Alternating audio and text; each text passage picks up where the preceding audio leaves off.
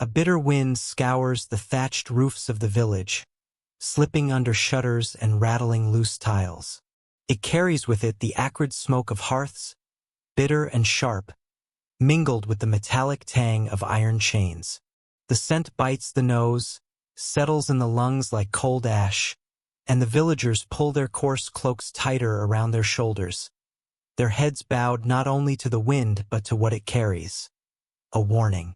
In the shadow of the Lord's keep, standing high and gray above the frost-glazed fields, a child watches silent from the doorway of her family's hut.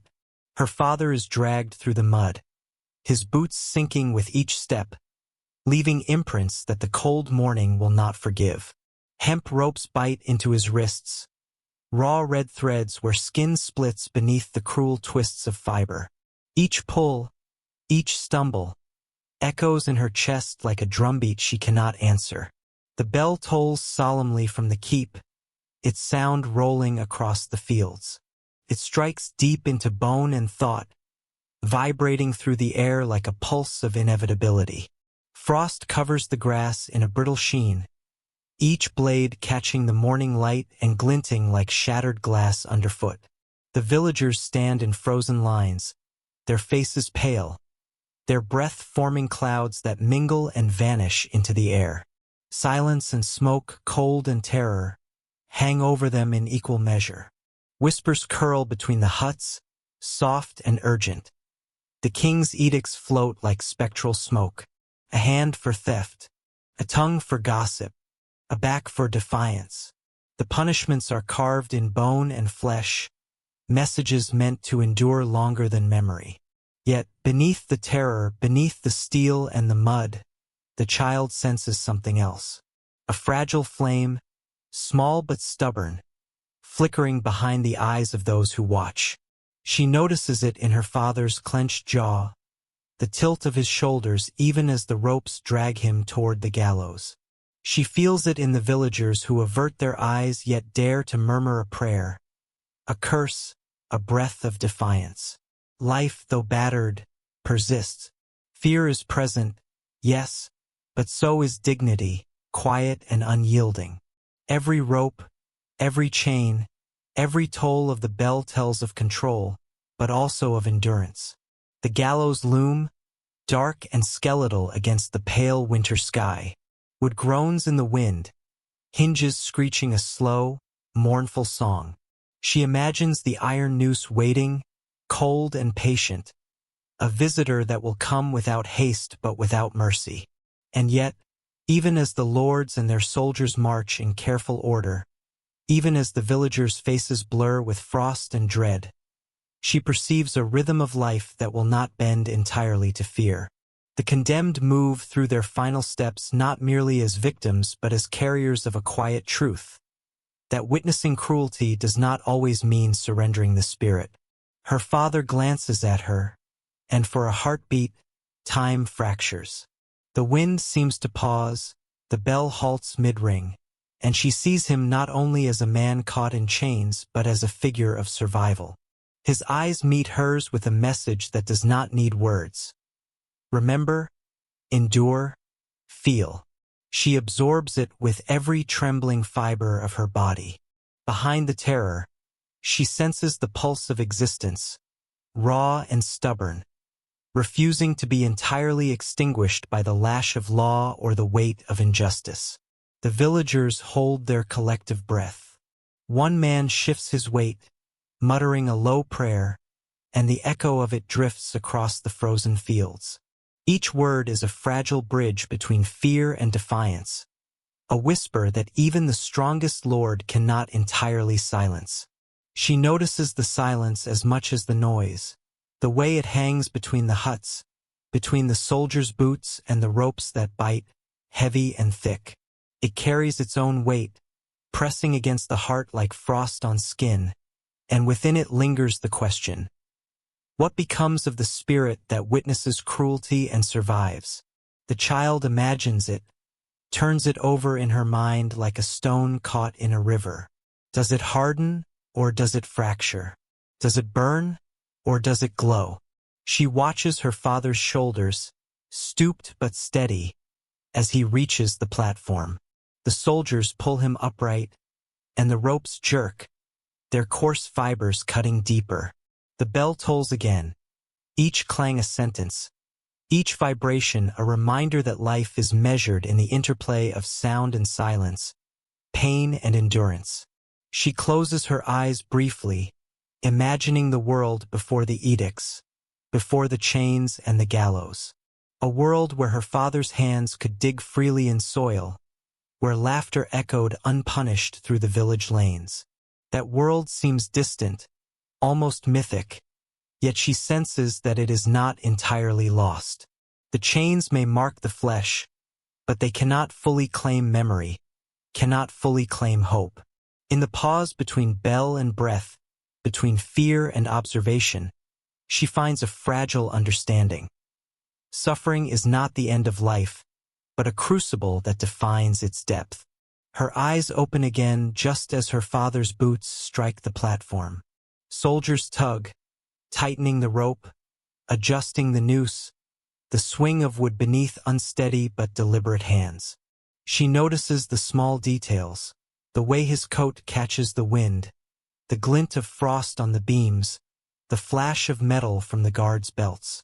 Every fragment of the scene etches itself into memory, as if the world is insisting she bear witness, that she remember both horror and courage. The bell tolls once more, and the villagers bow their heads, not merely to the law but to a moment suspended, a question hanging in the cold air. She imagines the door closing not only on her father but on a world she once felt safe in. The familiar rhythms of home shuddered by fear and authority. Yet the door is not final, she senses. Within the silence and the shadow, there is an ember. Witnessing cruelty does not guarantee despair. The heart, once opened by fear, may yet beat with a pulse of unbroken resistance. And in that pause, in that bitter wind and acrid smoke, she feels it, the endurance of the human spirit. It is neither loud nor triumphant. It is quiet, resilient, persistent. It flickers in the frost-glazed fields, in the tremor of those condemned, in the bowed heads of the villagers, and in the unwavering gaze of a child who watches. The ropes and the iron, the tolling bell, the shadow of the keep, all are instruments of control, yet they are also witnesses to endurance. They mark what is lost, yet they also illuminate what survives. A question, a flame, a pulse of life that no lord can fully grasp or extinguish. The gallows creak once more, responding to a wind that seems endless, and she imagines the next steps, the next breath, the next act of defiance that might rise from this frozen field. The silence remains heavy, yet it is alive, waiting, breathing with the potential of what may come. And she, standing at the threshold of childhood and memory, carries it within her, the tremor of fear, the quiet dignity of those condemned, and the enduring, fragile pulse of the human spirit that witnesses cruelty and survives. The scent of charred wood drifts across the square, thick and suffocating, curling through the alleys and clinging to the rough-spun cloaks of the villagers. Smoke coils like serpents around the timber frames of half-timbered houses, settling in the eyes, the lungs, the marrow. On the pyre, the first sparks leap, dancing briefly in the cold morning air, as though testing the limits of the silence before the flames devour it all. Light fractures across jagged faces, the magistrate's eyes hidden beneath black leather gloves and polished rings, each glinting like a drop of captured fire. They do not speak. The ritual moves them more than their words. Kneeling before them, the condemned man is wrapped in chains engraved with heraldic symbols, symbols of dominion and ownership, of names that have survived centuries by crushing the unworthy. A rope loops around his neck, coiled like a waiting snake, but it hangs slack, a deliberate hesitation that stretches time into eternity. Around him, the air hums with anticipation, a silent clock measured in heartbeats and the crackle of kindling. Each groan of timber bending under its own weight echoes in the square like a warning, each clatter of the distant market bell a punctuation in this grim sentence. Mothers clutch their children close beneath rough woolen cloaks, the scratchy fibers pressing into tiny faces, imprinting discomfort as a reminder of survival. Children do not yet understand the full meaning of the pyre, but they understand fear. They understand that the adult's stiffened posture, the stilled hands, the shivering lips, all speak of a language older than reason. Old men huddle in corners, mumbling prayers in Latin, words wrung from cracked throats, trembling syllables rising into the smoke, as if the heavens could be reminded, yet often remain silent. The magistrates whisper, their words absorbed by the thick air, promising that disobedience invites this fate, that fear itself is the law, and the villagers, heartbeats tethered to the pyre, hear not instruction, but instruction's shadow. They see the story written in charred flesh and blackened wood, in trembling lips and diverted eyes, in the ritualized cadence of suffering that enforces obedience more completely than any edict. The ritual is older than their town, older than the stones underfoot, older than the crowns that claim sovereignty. A covenant of power, signed in smoke and ashes, witnessed in terror. Amidst the smoke, a bird alights on a crooked post nearby, wings darkened with ash, silent as a shadow. It tilts its head, watching the flames lick the bound figure, a small, defiant presence in a tableau of compliance. It does not flee. It does not cower. Its stillness is a quiet protest, a subtle insistence that not everything can be claimed or burned. In that instant, the villagers glimpse a contradiction, that endurance exists even in the shadow of dominance, that memory and spirit cannot be fully chained. The condemned shifts, the iron chains clinking softly, the sound like a whispered confession. He hears not the magistrate's commands, but the wind through the square, carrying fragments of bells, of prayers, of the market's distant bustle. He knows that his body, like a word etched in smoke, will vanish quickly. Yet the meaning of this act, its terror and its caution, will remain in the marrow of those who watch. Mothers tighten their hold on their children. The children stare, wide-eyed, not at death, but at the embodiment of consequence, at the ritualized language of pain, of power, of obedience. The pyre crackles. A flame surges upward, catching the wind, sending sparks into the gray sky. It paints the magistrates' faces with an amber glow, their expressions frozen in the half-light between authority and anticipation. Their fingers, wrapped in rings, twitch almost imperceptibly, like a conductor marking a symphony of dread. Each snap of timber and hiss of smoke punctuates the lesson being delivered, not with explanation, but through the raw, immediate poetry of consequence. And yet, the ritual does not erase thought. The villagers, hearts hammering, lips pressed tight against the cold air, see in the ashes a mirror of themselves, fragile, mortal, capable of both compliance and defiance. Every cry that rises from the pyre, every wisp of smoke, becomes a syllable in a story older than any kingdom, older than any law, a narrative that binds ruler and subject in an unspoken agreement. They see what is demanded, and they see what remains untouchable. Memory, resilience, the quiet defiance that persists in the corners of the eye, in the flutter of a bird's wings, in the unspoken refusal to bow entirely. As the fire climbs higher, consuming rope and timber alike, the wind carries ash across the frozen soil, scattering fragments like secrets, unseen but felt.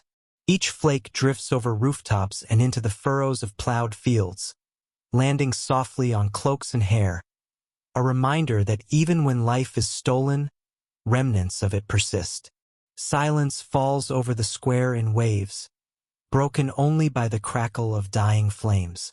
The magistrates retreat, robes swishing, faces hardened, leaving the square to settle into a brittle quiet. The villagers remain, small forms huddled together, inhaling the scent of burned wood and iron, learning a language older than their fathers' tongues. Yet amidst the final sigh of smoke, the condemned is no longer visible, and the fire diminishes. There is still that bird, perched steadfast, as though to remind them that endurance is never fully extinguished. It watches the villagers, and perhaps they, in turn, watch it, understanding that submission is taught through spectacle, but memory, silent, enduring, free, cannot be commanded. In the lingering haze, the square feels hollow, yet alive with the unspoken truths of existence. That power imposes, but spirit remains.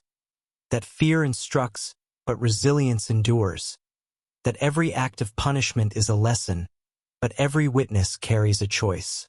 The villagers disperse slowly, cloaks trailing on frozen ground, boots pressing into ash and soil alike.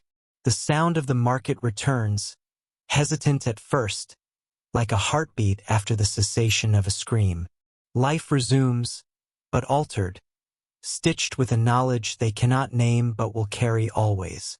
The flames are gone, the chains are empty, and yet the lesson lingers, drifting on the wind as surely as the bird on its post. It is a quiet defiance, a small rebellion, a witness to endurance amidst domination. And in the eyes of those who watched, the first seeds of understanding take root. That the language of punishment is visible, tactile, audible, and yet memory, like that silent, ashen bird, remains untouchable.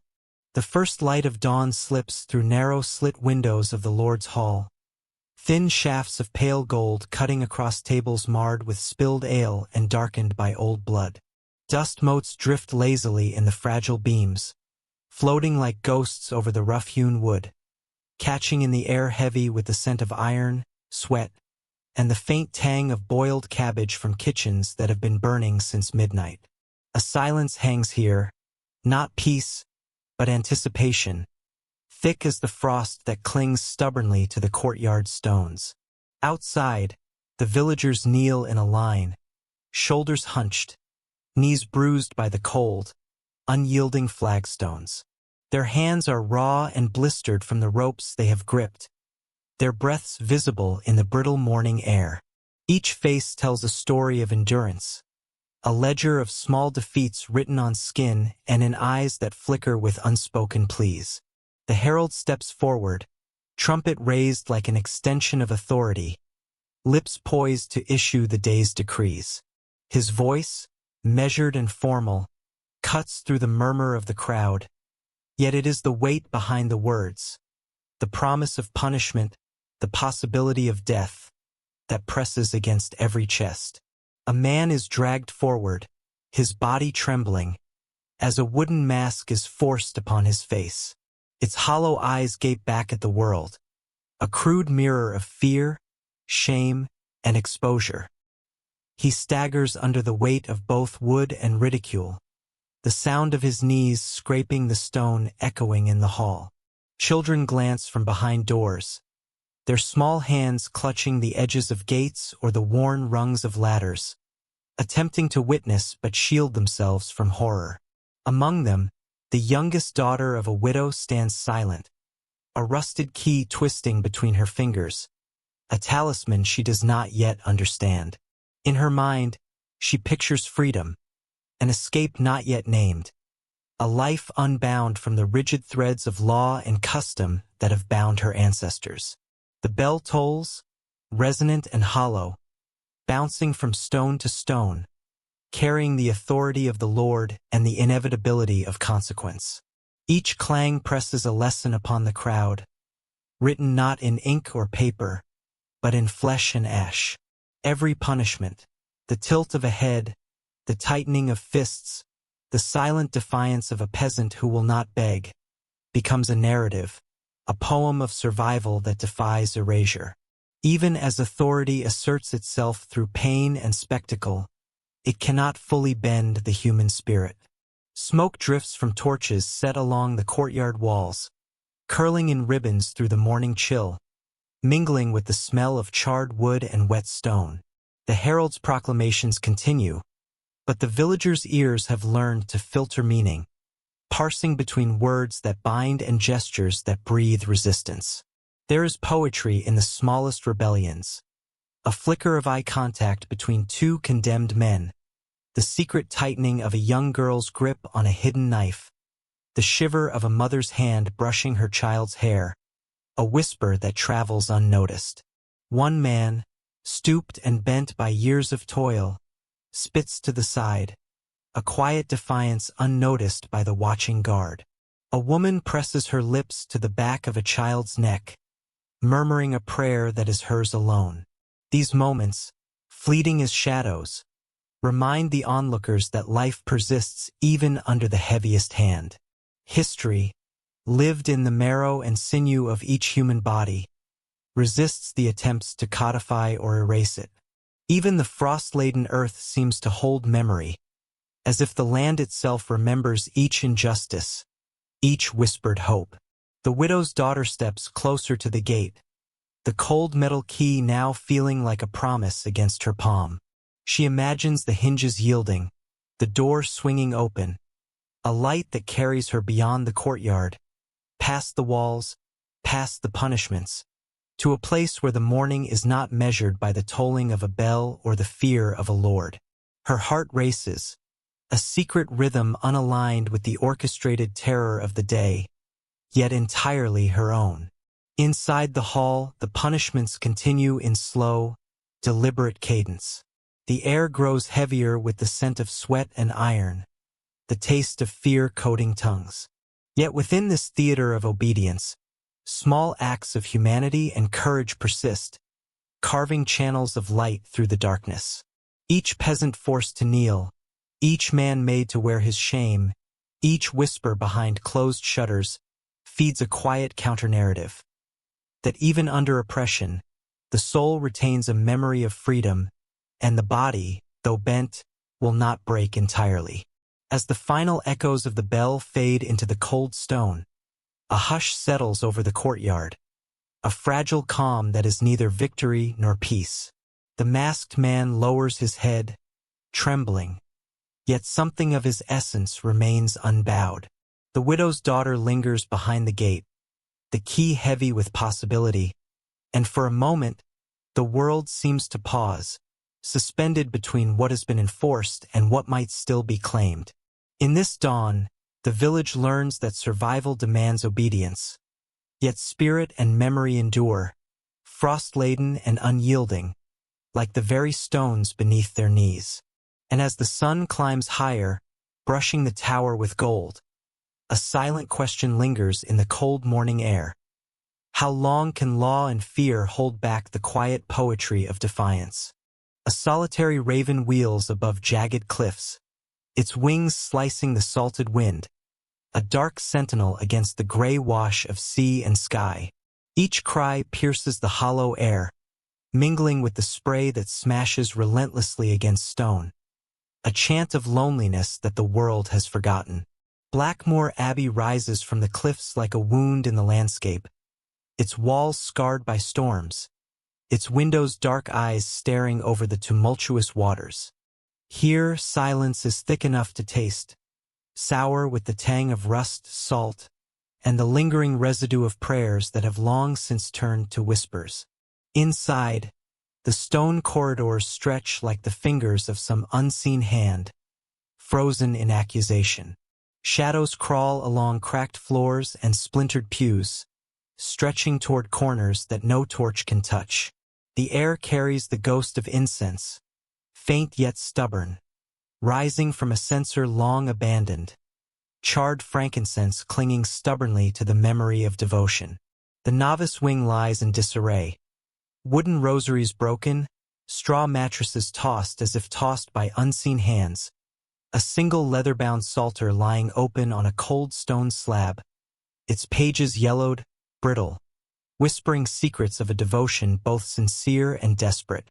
Each artifact hums with the life that once moved here. Rushing feet, whispered confessions, the tremor of a young monk's fear. Tapestries hang in tatters along the cloisters, once vibrant with saints and angels, now mere echoes of stories that time has eaten. The threads murmur of exile and betrayal, of lives severed from the world above, stitched together only by ritual and obedience. Walk too close and you can hear it, the shiver of linen, the rustle of woven memories that bear witness to transgression. A shadow passes in the corner of the eye, a fleeting shape, the mind filling gaps with the sins of those long gone. The abbey does not forgive. It keeps each secret, every whispered sin, like a vault sealed in mortar. In the infirmary, the aftermath of death clings to the air like a mildew that will not lift. Rusted instruments lie abandoned, cruel and precise, beside dried stains that are mute testimony to a plague that struck like a predator unseen. The smell of iron and decay lingers in the nostrils, a constant companion to the ache of absence. Beds once cradling fevered bodies sag in silent accusation, the straw hardened by grief.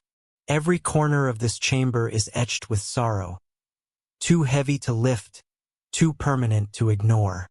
One can almost see the fevered hands reaching for comfort, the eyes closing forever under the weight of solitude, the final prayer swallowed by the cold stone. Above, the bell tower leans precariously, its wooden beams groaning against the wind. It is a monument to duty forgotten, ringing only in memory, each toll a heartbeat of what was once sacred, now hollow. Outside, the wind carries a sound no ear can truly claim, the faint echo of a choir, voices lifting in unison yet gone before recognition. It is a song of ghosts, imagined only by those who dare to remember. The cliffs drink it in, the sea murmurs it back, and the abbey listens in silence. Saints are absent here.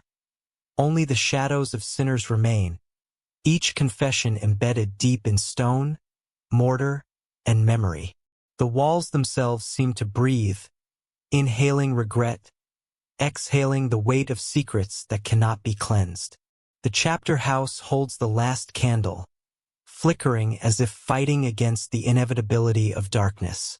Its flame illuminates an inscription scratched into the floor, a plea whose meaning has slipped beyond reach. A prayer, a warning, a confession lost to the years. Kneeling in that flickering light, the stone beneath your hands feels alive, humming with the tremor of guilt and fear that once filled these halls. Here, devotion and sin intertwine, inseparable, each feeding the other until the abbey itself seems a living testament to human frailty. One can almost hear the whispers of monks long gone, each syllable a thread in the tapestry of despair and hope that still clings to this place. The wind presses through broken windows, carrying the scent of the sea and the salt-stung air of the cliffs. It carries memory too, the scraping of boots along the flagstones, the murmur of prayers, the soft sobs of those who could not endure. And yet, the abbey waits. It does not judge. It merely watches. The stones have seen hunger gnaw through bodies, betrayal crack the hearts of brothers, and devotion bend under the strain of mortality. Each echo in the corridors is both lament and lullaby, a rhythm that holds time captive, tethering the past to a present that refuses to move. A single door creaks against its hinges, and in that sound is the weight of countless departures. Novices sent into the world with trembling hands, monks exiled for sins too great to confess aloud, pilgrims who came seeking redemption and found only shadow. Every gust of wind through the halls carries these stories, and the abbey's stones remember every one. To walk here is to tread on memory, to inhale centuries of devotion, despair, and fleeting hope.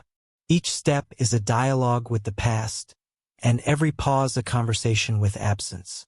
In the solitude of the scriptorium, faded ink on parchment murmurs of knowledge hoarded and prayers unspoken. A quill, brittle with age, lies alongside texts that sought to make sense of the world, to codify the divine. But the pages are stained with more than ink.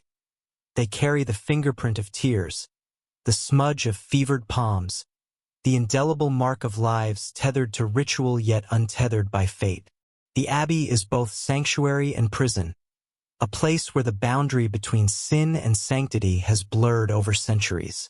Outside, the cliffs weep under the relentless sea, and the raven circles again, casting a watchful eye over Blackmoor Abbey, a dark crown upon jagged cliffs. The horizon is heavy with cloud, yet through the gloom, a faint glimmer of light hints at what might still linger. Hope, perhaps, or merely the stubborn persistence of memory. Somewhere deep within the stone, the final candle's flame flickers once more, trembling, holding on to life as if it alone could preserve the secrets and stories embedded in every corner of this ancient sanctuary. And in that trembling light, the abbey exhales, waiting, remembering, bearing witness to all that it cannot forget. Lightning splits the sky, a jagged silver blade against the roiling gray of the hills. Rain lashes across the courtyard of the stone keep, turning the earth beneath it into a quagmire of mud and sorrow. Cloaks flap violently around shoulders, soaked through, clinging to bodies like second skin. The wind carries the scent of wet leather and cold stone, of fire and iron, weaving a tapestry of dread that hangs heavy in the air. Every footstep squelches, a small percussion against the grand, sinister rhythm of the storm. The peasants are herded forward, their movements hesitant, their eyes wide as if trying to absorb the world before it disappears. Each face tells a story. The furrowed brow of a man whose harvest was seized, the trembling hands of a woman whose children cling to her skirts, the silent resignation of the elderly, who have seen injustice carved into the land more times than they can count. Mud climbs their legs, seeping into boots, soaking through stockings, and mingling with blood and grime from days of toil and hunger. Above them, the magistrate perches upon a dais of oak, imperious and unyielding. His robes, dark and dripping, brush the steps as he moves with a ceremonial grace that chills more than it commands. Before him, the instruments of punishment gleam in the flickering torchlight. The wheel, cruel and precise. The rack, taut with promise of agonizing stretch. The pit, caged and yawning like a waiting beast. Metal catches the flashes of lightning, reflecting them back in cruel, almost sentient glimmers, and the air carries their metallic whisper as if the tools themselves anticipate the coming axe. A child clings to a post, gripping the frayed hem of her mother's dress. She hides her face behind the coarse fabric, imagining the night sky above as a protective cloak. Each thunderclap shakes her small world, but the storm outside is nothing compared to the tempest of fear within. Her mother's hand rests lightly on her shoulder, a trembling anchor, and together they watch as human misery is rendered into ritual. One by one, the offenders are presented. Their feet slip in the mud, their hands clutch ropes and bars that bite at their skin. Each is measured, examined, and catalogued not just for crimes, but for the subtle betrayals of the soul, the hesitation of a gaze, the flicker of defiance in the eye, the tightening of lips that refuses to cry. The magistrate's gestures are deliberate, precise, almost hypnotic, and within this cruelty lies a strange artistry, a choreography of terror that leaves no one untouched. The crowd watches, held in a suspended moment where every breath feels borrowed. The first victim steps forward, a man whose name is whispered among neighbors with a mix of pity and accusation. His knees shake beneath him, but he lifts his chin with a quiet defiance that speaks louder than his voice. The wheel is wheeled forward, polished until it gleams like a predator in the dark. Rain hammers against the courtyard, and the torches flicker in fear themselves, casting long, distorted shadows across faces. The scent of wet earth, of iron, of human sweat and fear, mingles into a heady perfume of despair. A woman follows, her hair plastered to her face by the relentless rain. She does not scream. She cannot. Her lips press together, as if sealing away memories that might betray her, her body rigid against the ropes that bind her.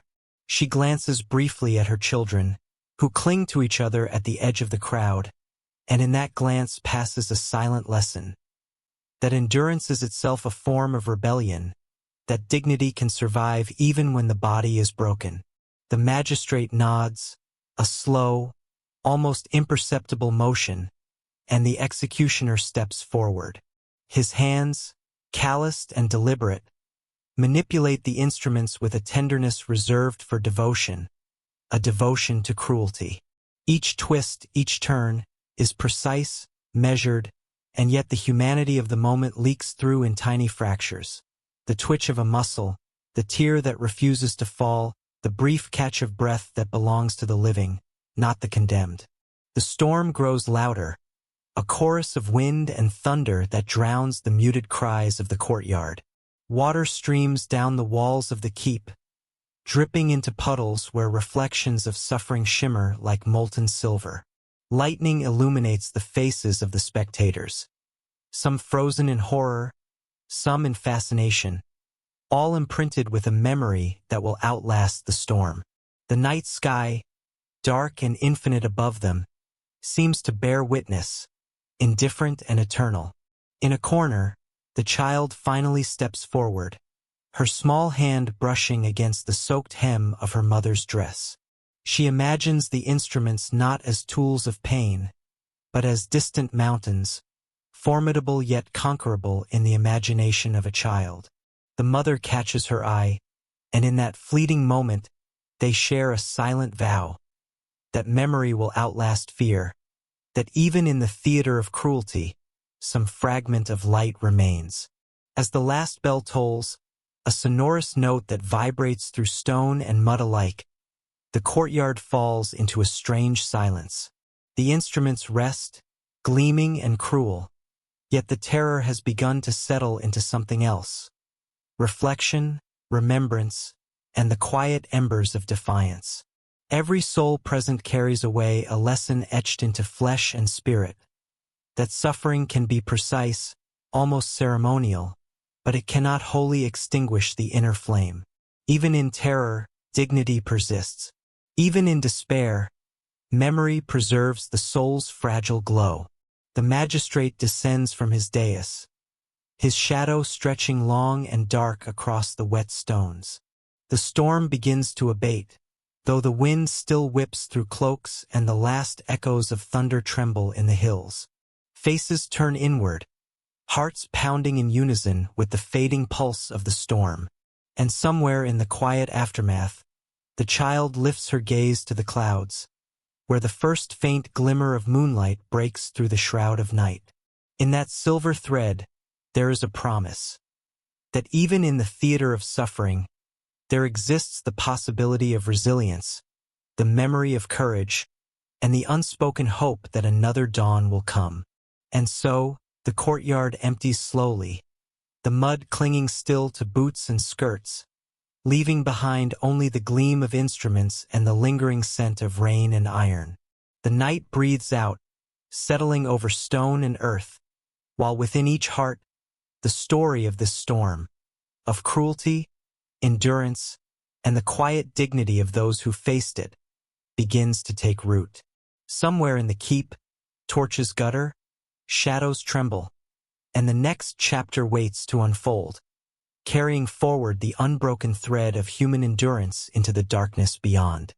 Night descends upon the village like a shroud, thick and suffocating, swallowing every narrow alley and timbered roof. Smoke curls from distant hearths, muted embers barely piercing the darkness, and the stars themselves seem to shrink away, dimmed beneath a pall of ash. The air carries the weight of damp wood and peat, mingled with something sharper. Anticipation, fear, the metallic tang of inevitability. From the keep, a bell tolls, long, sonorous, each peal sinking into the bones of the village, a reminder that power is never distant, never neutral, always demanding its due. Every echo reverberates along cobblestones slick with rain. Each strike a pulse that reminds the living they are small, and their choices, fleeting. Through the mist, the Lord's men march, their boots clanging against stone and cobblestone alike, torches held high. Flames flicker violently, casting grotesque shadows across shuttered windows and shuttered hearts. Faces appear and vanish in the wavering light, some curious, some trembling, most obediently averted. The march is more than movement. It is a statement of control, a ritualized assertion of dominance that leaves no room for questioning. Smoke curls around the torchlight like fingers, caressing walls and eaves, whispering through the village a warning of the horrors to come. In the square, a young woman stands before a cage, the cold iron biting into her wrists, biting as if it could consume her courage. Her eyes, wide and alert, flick between the assembled villagers and the shadows behind them, reflecting terror but also something stubborn, fragile. A glimmer of defiance that refuses to bow entirely. The cage, primitive and cruel, seems alive under the torchlight, every bar a sentence etched in steel, every shadow a hand reaching to drag her down. The villagers encircle the scene, a silent sea of faces, breaths misting in the chill air, each inhale carrying a mixture of dread and helplessness. No word passes their lips. Speech is unnecessary here. Silence itself is the scaffold of fear. The executioner moves like a shadow detached from flesh, inspecting instruments forged for torment. He lifts a serrated wheel, its iron teeth catching the torchlight like malevolent stars. Iron clamps hang in waiting, polished to a gleam that speaks of countless trials and countless screams. Chains rattle in his grasp, each link a cold whisper, each clink a subtle sentence in a language older than the keep itself. Every instrument is a storyteller, recounting tales of obedience carved into skin, loyalty hammered into the spirit. There is artistry in cruelty here, ritual in suffering. A meticulous, merciless choreography designed to remind the living of the reach of authority. Yet even in the shadow of such calculated terror, whispers of human resilience linger. A hand brushes against another, a gesture unnoticed by the enforcers yet laden with rebellion. A bowed head refuses to break fully, the spine straight beneath the weight of expectation. Cloth rustles softly as one villager shields another, a gesture both delicate and defiant. These small acts, fleeting as candlelight, are resistance of a kind no chains can restrain, no fire can consume. Every corridor, every hollowed alcove, whispers the same unrelenting truth. Devotion is fragile, guilt enduring. Monks who sought sanctity found only the machinery of fear. Novices who dreamed of heaven found themselves lost in labyrinths of obedience, where a misstep could unravel the very fabric of their lives. Secrets where currency lies their coin, and as the sun climbs higher, its reluctant light falls upon walls that have absorbed it all. The prayers, the screams, the silent tears, the whispered betrayals that never reach the ears of the living. In the scriptorium, a solitary desk leans against a cracked wall, its surface scarred by quills and inkpots toppled in haste or despair. Dust coats the manuscripts, yet the words still carry weight. Tales of visions and heresies, of holy devotion twisted by fear, of young hands forced to write confessions not their own. Each line is a thread woven into the tapestry of Winthorpe's haunted history. Here, history is not merely remembered. It is felt, coursing through the veins of stone and shadow, a living testament to what humanity can endure and inflict upon itself. And outside, beyond the high walls, the world moves on. Yet Winthorpe remains, silent, steadfast, unforgiving. Its gardens choke on memories, its towers hold the echoes of devotion, and its halls keep the secrets of those who lived, prayed, and suffered within. Every step taken here is a dialogue with the past, a negotiation with ghosts who never left. The monastery is no longer a home for the living, nor simply a relic for the curious. It is a mirror reflecting the fragile line between sacred and profane, between mercy and cruelty, between human ambition and human frailty. As the day advances, light creeps along the cold stones, brushing against the remnants of faith and fear alike. Shadows stretch long and uncertain, curling around corners where time seems to have paused. The scent of mildew rises again, mingling with the metallic tang of iron, reminding all who enter that some histories cannot be washed clean, some sins cannot be absolved. And in that quiet, almost imperceptible moment, one might feel the weight of every vow broken, every fear endured, every secret kept in the dim recesses of this forsaken sanctuary. Winthorpe is not merely a place. It is a living memory, a cathedral of silence and shadow, a vessel where the human heart, in all its devotion and despair, continues to echo long after the voices have faded. And yet, for all its desolation, Winthorpe holds a strange magnetism, a reminder that even in abandonment, the traces of life and devotion endure. One imagines footsteps echoing again, the rustle of robes along stone corridors, the quiet prayers whispered in corners untouched by time. Somewhere in the depths, a key waits, a lock invites, a secret yearns to be remembered. Outside, the wind stirs the gardens, brushing against statues that once commanded reverence, hinting at the stories yet untold. The monastery waits, patient and unyielding, as if reminding the world that even in silence, history breathes, and that every shadow, every stone, carries a story, waiting for those brave enough to see. And so, as the last light of morning fades into the creeping chill of mid-morning, one cannot help but wonder what lies beneath, beyond, and within Winthorpe's ancient walls.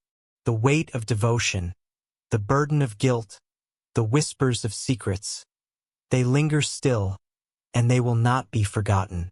In that quiet, haunted balance between past and present, the monastery keeps watch, its stones absorbing the sorrows of centuries, and the world outside carries on unaware. But within these walls, the echoes remain, and Winthorpe endures, silent, eternal, and unforgettable. Rain hammers against the roof of Durnwald Priory, each drop a cold drum on fractured stone. It runs in rivulets down moss-darkened walls, carrying with it the earthy tang of wet clay and the metallic bite of iron. The wind shudders through broken windows, rattling shutters that have not moved for decades, and the forest beyond sighs under the weight of storm-laden branches. Inside, the silence is heavy, broken only by the groan of ancient timbers, the slow drip of water falling from a fractured gutter, and the occasional flutter of a bird startled from its hiding place. It is the kind of silence that remembers, echoes of prayers long ceased, vows long broken, and footsteps that will never return. The chapter house lies in ruin, a sanctum of abandoned devotion. Scrolls, once meticulously scribed, lie strewn across cold stone floors. Some bear confessions written in trembling hands, ink smudged by tears or fear. Others hold the names of monks exiled, their transgressions catalogued in cryptic script, hidden from the eyes of the world. The walls seem to lean closer, as though straining to read what has been left behind, to witness what remains of lives interrupted. The air carries the faint trace of incense and candle wax, now mingled with the must of rot and dust, creating a perfume of decay that is almost reverent in its weight. In the kitchen, the remnants of sudden departure linger like ghosts. Rusted utensils lean against blackened cauldrons, vessels once vital to the rhythms of daily life now silent and cold. Pots still hold the shadow of meals unfinished, a fire extinguished before it could fully rise. Each object whispers its own story, of hunger stilled by fear, of hands that once labored in devotion now stilled, absent. The hearth is choked with soot, the flue broken and silent, and a single broken ladle rests atop the stones, its handle warped from years of neglect. It is a kitchen frozen mid-ritual, a place where human frailty met the unforgiving inevitability of abandonment. A lone bell rests in the tower, its bronze cracked and pitted. It once rang across the valley, summoning the faithful to prayer, warning of storms, or heralding the passing of souls. Now it is silent, half buried beneath the shadows of its own making, a testament to vows broken, to promises left unfulfilled. Touch it and it would shatter further. Hear it and it murmurs only the memory of devotion that could not withstand the pull of human weakness. The tower leans slightly to the east, as though bowing under the weight of its own secrets, and from its heights the wind carries the sound of what has been lost, rustling through the cloisters in sorrowful sighs. Outside, the cloisters have become a labyrinth of memory and neglect. Weeds twist around worn stones, reclaiming the sacred paths that once echoed with prayerful steps. Ivy creeps along columns, clinging to arches like fingers desperate for contact with life. The stones themselves seem to breathe in the damp air, absorbing the echoes of the past. The whispered confessions, the quiet laughter, the chants of those who once lived with unwavering devotion.